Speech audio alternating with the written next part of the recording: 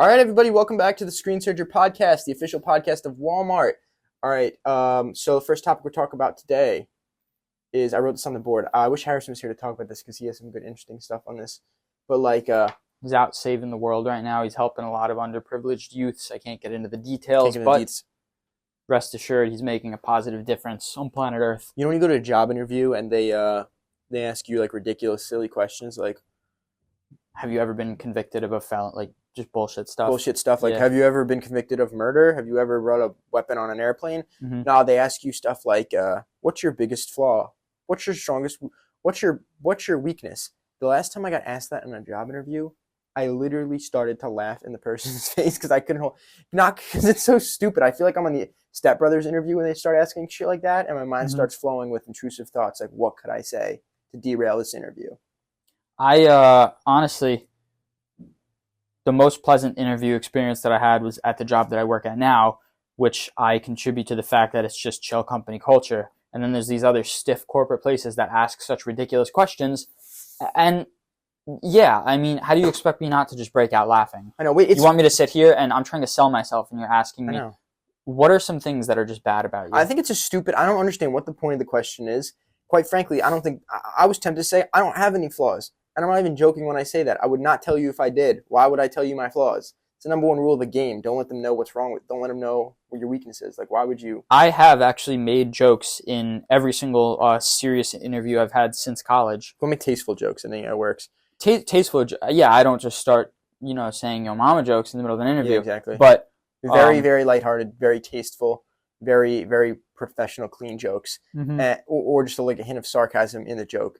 Not any corny shit. Just kind of, you got to, it's tough. That's why I hate like these super corporate jobs where you go to them and like, if they're like robots, they're not like people. It's like, I don't even want to be around you after the interview. Do you know what I'm talking about? That's why it's, sometimes interviews put me off. I know there was one place I interviewed at and they just bothered me to the point where I was like, I don't want this when job. You're interviewing for your job, I think it's also important that you like, do you want to work there? Because I mean, that's a good problem to have. But sometimes I'm in an interview, I'm like, you know what? Like, fuck you. Like, you're asking these weird ass questions. I think it's going to be a thing of the past, this overly formal robotic interview process, because quite frankly, people don't, it's not real.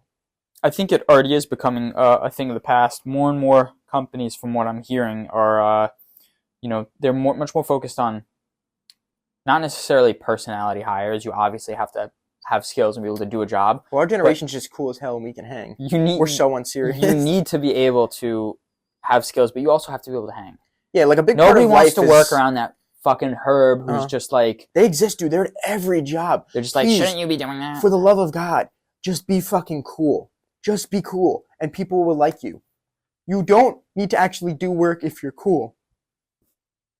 I mean, you should still do work, but, it doesn't hurt to be cool at the office. Dude, you can literally just be cool and get by in life and just be in the right place at the right time and just do enough. Like we said, our 65% rule. The 65% rule is true. But just being cool at a job, it depends the type of job. It definitely. If you I work for my dad, so at my job it like. Yeah, exactly. I'm joking. I don't work for my dad, but I mean, being cool though in general definitely gets you far.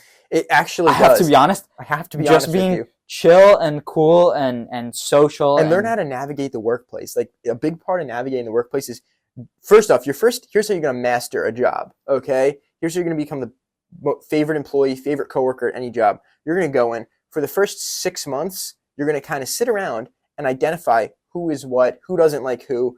Just observe. Be like a secret agent. Take in all the information, absorb it all, and then after that, start to talk to people and play the game of like, be yourself. You don't want to be an ass kisser because no one likes an ass kisser. Not even the person whose ass they're kissing. They get no respect from anyone. They are honestly probably the least respected people in the office is the ass kisser. I love to just be talking to people and then just dropping an opinion that they don't agree with or say, no, I disagree with that. People respect you more for it. They reconsider their thoughts, and it's and if you treat that as if it's totally normal, which it is to disagree with people in a non like angry or confrontational way, people respect the shit out of it. It's like a great thing to do when you're trying to when influencing the workplace. You See- don't do it in a way that's aggressive, but just do it in a, maybe we try this or maybe that, or that's See- a good idea, but I have to preface, I don't have any herbs at my job. Everybody's, I work at the most chill company on the planet. I don't have any either right now. With that being said, though, I have before, though. there's a lot of science and mathematics that goes into conversations all the time, every day. So sometimes I will casually walk up and say, I disagree. Yeah, and he's not a I'm scientist. not qualified. I work in marketing, and Exactly. I'm not qualified to disagree with people. But I disagree sometimes based on principle, and everybody gets a good laugh. out Wait, of they're it. building homes, and you walk in, and the filmer, and you say, I disagree with your infrastructure. Yep. Funny, cool, people like it. I like to go in, and Now- sometimes my boss will actually appoint me to run the movies, to run the meetings, and he'll ask to consult me when I walk in to film a Yeah. meeting. He's like, "What do you think about this?" And he has no business consulting. Now, if you were to do that But as everybody likes that. It builds a fun Yes. work environment. So Now, that's, dude, that's being the fun coworker. if you were an engineer who said this doesn't work, this building's going to collapse and kill everybody, you'd be the boring, lame guy, and everyone would be like, dude, fuck you, let us build our home. Get out of here. You'd be fired. If that was my engineering company. And fuck yeah, use popsicles, bro. Yeah, fuck yeah. An engineer Fuck came yeah. in and said, oh, don't do it like that. Take your closed-minded shit elsewhere, bro. We will build homes however we intend. Yeah, sometimes I hear my coworkers talking to other people, and I'll tell them, listen, honestly, I do think you should tell this one, they'll be on calls with other people and Yeah. companies, and I text them, I think you should tell them to shut the fuck up. That's my face. Yeah. Well, dude, I got this thing at my job. It's like a super small kind of mom and pop type setup. So anytime someone complains, like the people who work in the office, they don't want to take the brunt for it because they know everybody. They're cool with everyone. So I set up a phone line, and on the other end of it is me. And I said, anytime you have a problem, you call corporate Mike from corporate. And that's just me. I go, hello, yes, Mike from corporate. We don't allow refunds. No, thank you. And no one complains because they think I'm special needs. No one's going to yell at Mike from corporate. No one's going to yell at Mike from corporate. Also, there's no recourse. I'm going to be like, yeah, I'm going to put that complaint under the file. I actually did do the exact same thing at my job. Not the exact, but similar enough. One day I noticed that somebody had taken my parking spot, and the kid was relatively new working here. So I wrote up a citation from the board. Yeah. My company does not have a board. Uh-huh. I'm the board, essentially. Dude, I'm just going to start calling I wrote up a citation, and I cited him for it. And I told him to go see the board and dispute it, and I made it a lengthy process. So that's what I do sometimes. I'm going to start calling myself just management, the board management. I'm just going to change my title at my job. You know? That's exactly how it went for me, actually. You remember the weatherman situation in college?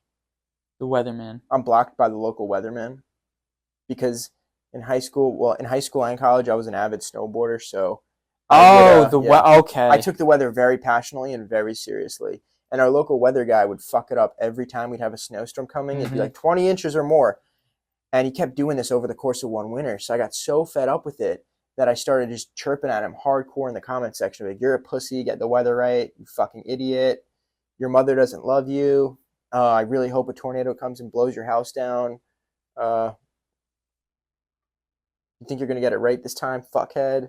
I think he finally had enough one day, and he just said he blocked you. He's like, I'm done. He literally blocked me, and I'm also blocked from the news station. You're blocked by News 12?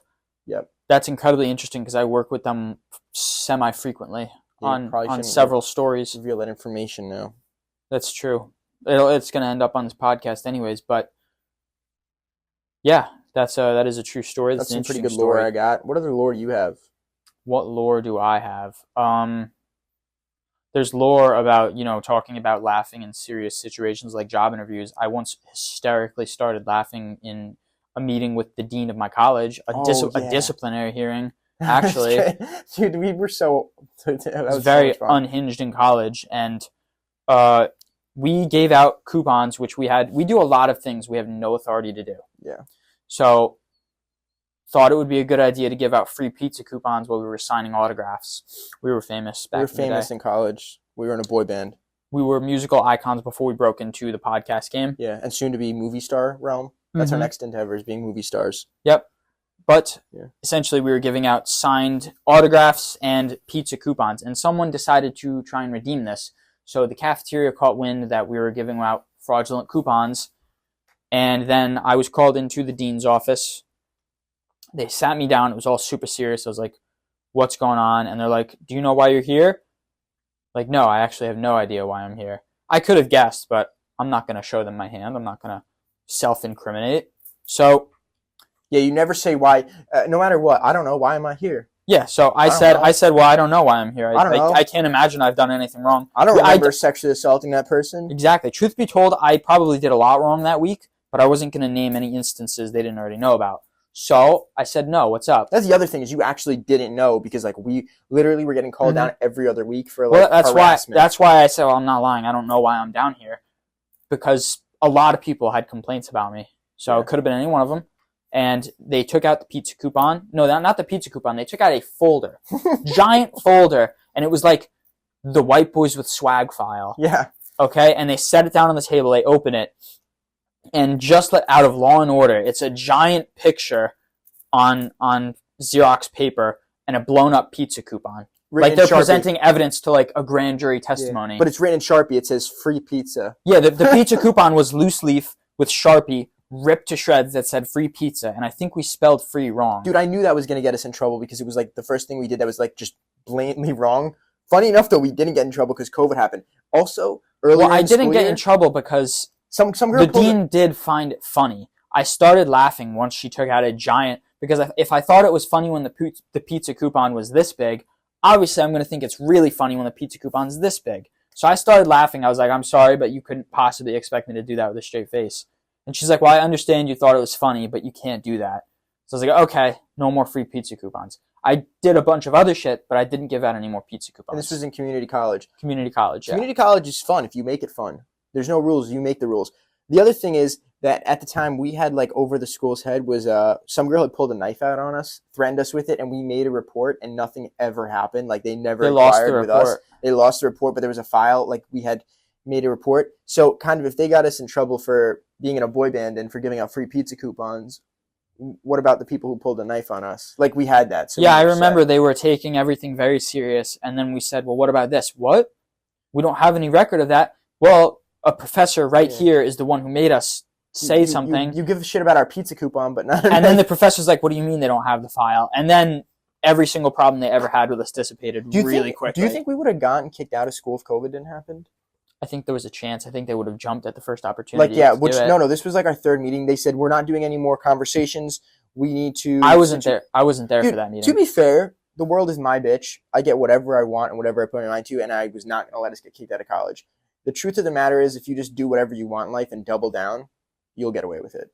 As long as you're not hurting or killing anybody, you'll get away with it. There's always a loophole. I hate to say it, but no, even immorally, if you just do it and double down, you'll probably get away with it. As long as you're not killing somebody. Exactly. But, you know. Dude, look, white collar crime pays. I always say, I'm like, why do people commit like robberies? White collar crime literally pays. Look at Wolf of Wall Street. This guy, if you do white collar crime, steal millions of dollars from people, here's what happens. The FBI will find you. They will put you in jail for 6 months, give you a job, you'll get a book deal, that will turn into a movie deal. You'll get out, you'll be famous, you'll be rich, you'll start giving lectures, telling your story, and teaching people how to do finances. Hide the money properly, and then you'll just have, like, DMX, he was like negative $10 million net worth. Jordan Belfort, right? Isn't he in generational debt still, but he drives a Porsche? Jordan Belfort robbed people of millions of dollars by being a scam artist, yet there's still fucking idiots out there who buy his course. How to sell. Jordan Belfort just lied to people, and the guy drives a Porsche today. It's like the meme someone tweeted one time. I just bought a book on Amazon, How to Scam People. It's been 4 months. It hasn't shown up yet.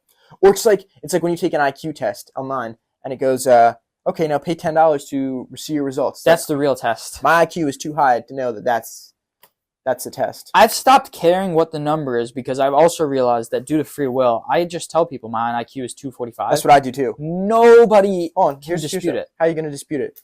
Can you see inside my brain head?